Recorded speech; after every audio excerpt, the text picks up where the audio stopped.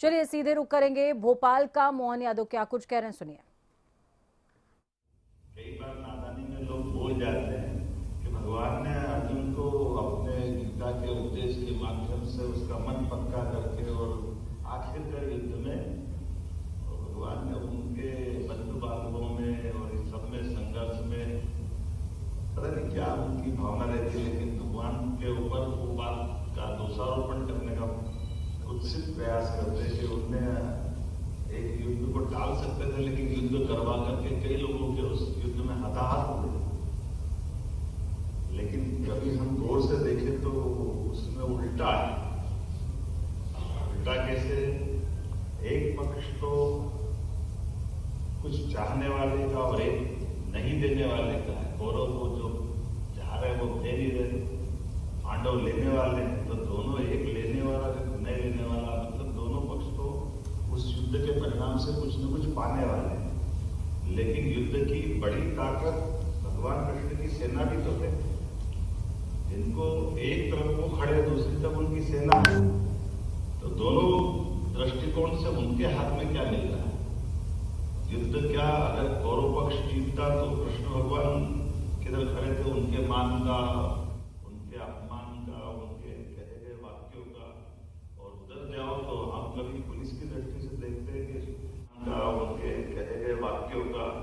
और उधर जाओ तो हम कभी पुलिस की दृष्टि से देखते हैं कि सरकारी ड्यूटी में ऐसा कोई अफसर मिले जिसके साथ अजय नेतृत्व करता हो, और वो नेतृत्व करता अपने सारे लोगों को सामने खड़ा करके उस युद्ध में खड़ा कर दे, जिसको भविष्यवक्ता भी मानते, जो जानते कि इसमें मैंने सबको सामने खड़ा किया है। लेकिन ये एक नहीं बचने वाले सब वो लोग जो जीवन भर जीतते आए, हमेशा अपनी विजय के डंके बजाते हुए और उस युद्ध में खड़े हुए एक ऑर्डर से, केवल कृष्ण भगवान ने कहा मैं इधर और बाकी उधर। और उस पूरे सारे जितने भी विद्वानों से पूछो, वो तो इतने विद्वान नहीं है, लेकिन ये पूरे युद्ध में हमने सुना नहीं कि भगवान के कृष्ण का कोई एक सिपाही भागा, और ये भी नहीं सुना कि कोई बचा। सब हताहत हुए, सब के प्राण गए। लेकिन एक अनुशासन का कितना उत्कृष्ट मिसाल बनता है कि एक ऑर्डर से। अब ये अलग बात है कि 18 दिन तक युद्ध चला और भगवान तो युद्ध में हथियार भी उठा रहे थे, हथियार तो अर्जुन चला रहा था। ये भी प्रश्न हो सकता है कि उसमें कोई ने तो कहा होगा कि भगवान हमारे भी तो बाल बच्चे हैं, हमने क्या बिगाड़ा, हमको यहाँ क्यों खड़ा कर दिया, हमको तो छुट्टी दे देते। लेकिन सच में गीता के उस वाक्य पे जो भगवान ने अपने मुखारबिंद से कहा, वो उनके ऊपर बीत रही हुई कोई मेरा उसमें से, जैसे अगर मैं कल्पना करता हूँ, कोई मकवाना जी जैसे सामने खड़े होंगे, कोई उपेंद्र जी जैसे होंगे, सब सामने जिनने काम साथ में करा, और वो सब ऐसे कैसे हो सकता है कि साथ में काम करने वालों का अपनी आंखों के सामने उनका उस युद्ध के साथ जोड़ करके एक एक का शरीर छूटे और उसमें वो निष्पक्ष भाव से खड़े रहे। भगवान कृष्ण के ऊपर बीत कैसे? लेकिन सच में अनुशासन की उत्कृष्ट मिसाल है। इसलिए सदियों से भारत भारत है। हमें अपने सारे अतीत के गौरवशाली पृष्ठों पे गर्व है और आनंद है।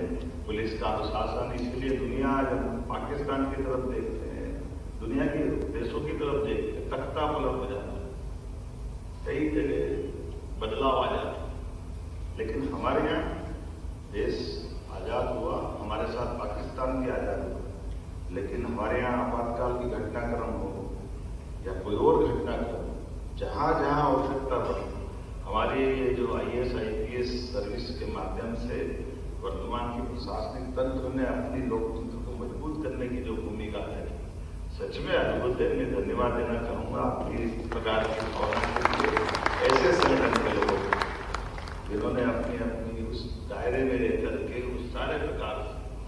और अब पुलिस की बात करता हूँ तो मैं ये भी साइन करके आ रहा हूँ कि हमारे द्वारा 12 साल से PS के एडिशनल SP नहीं बने। मुझे प्रसन्नता अभी हाल आज के बाद को जल्दी समाचार आएगा कि हमने प्रमोशन का वो रास्ता भी खोला है। 7,500 भर्ती हर साल हम करने वाले हैं। 22,500 पदों की भर्तियां हो जाएगी। आपने ड्राइवर का कहा ड्राइवर की क्या बात है, भेजवा देना, वो भी कर देंगे, कोई मना थोड़ी दे दी। आज करो तो क्या करेगा। इसी प्रकार से अच्छे कामों को करने में क्या दिक्कत है। मैं आज अपने बीच में से बदलते दौर में जिस प्रकार की चुनौतियां, चाहे साइबर अपराध की हो, महिला सुरक्षा की हो, तकनीकी नवाचार की हो, जन जागरूकता के आधार पर हमारी अपनी अपराधियों के खिलाफ जो सफल मुहिम है, इन सारी बातों से हम दक्षता के साथ निपट रहे हैं। नए कानून लगाने के लिए भी मध्य प्रदेश पुलिस देश के सामने आदर्श रूप से चल रही है। मैं इस नाते से भी आप सबको बधाई देता हूँ, आपका अभिनंदन करता हूँ। आपकी सतर्कता और त्वरित कार्रवाई से राष्ट्र विरोधी ताकतें, चाहे जमात, मुजाहिदीन, बांग्लादेश हो, ये क्या बोलते हैं, PFI है ना, पॉपुलर फ्रंट ऑफ इंडिया, वो नाम भी जाने क्या है, इनके नाम लेना ही, लेकिन हम उम्मीद करते हैं कि ये जहाँ से खड़े होंगे दफन करते हैं। हमारी पुलिस की दक्षता से मेरी अपेक्षा भी है और आप उसमें सफल भी साबित हुई है। मैं पहले से आशावादी व्यक्त करता हूँ।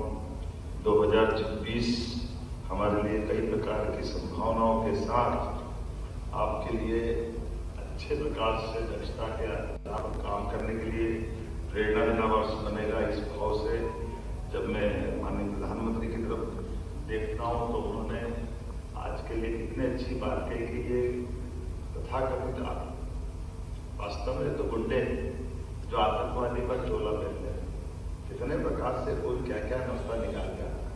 और संगठित अपराध के लिए भी हमारे राज्य में कोई जगह नहीं।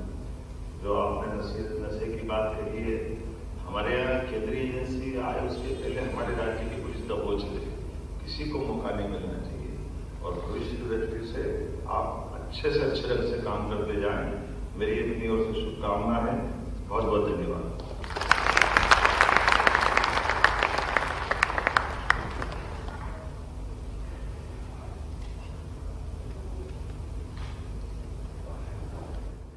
कृतज्ञता की इस